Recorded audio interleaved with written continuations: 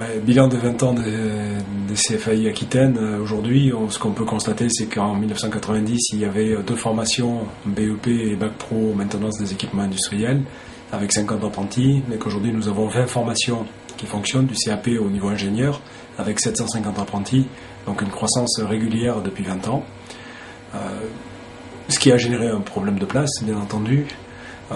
de façon à accueillir correctement l'ensemble des apprentis que nous avions et ensuite d'être capable d'en accueillir de nouveaux dans les années qui arrivent. Donc un bilan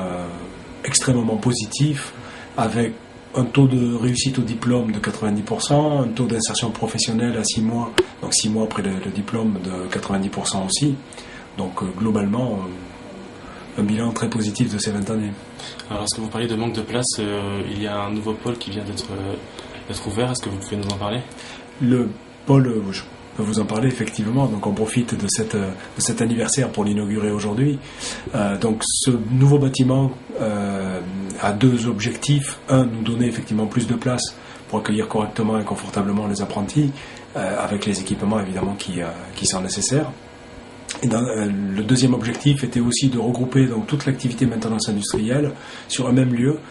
où on va avoir plusieurs modes pédagogiques sur un même site, donc des ateliers avec des machines et du travail représentatif de ce qui se passe à l'entreprise, des salles de travaux pratiques où là on va rentrer davantage dans l'analyse des composants, des technologies qui sont mises en œuvre dans le cadre de ces machines-là, et des salles de cours, donc forcément plus générales, où on va pouvoir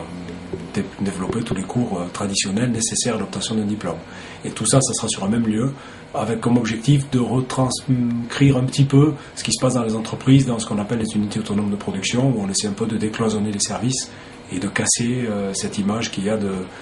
d'ateliers et de bureaux avec la frontière qu'il y a entre les deux.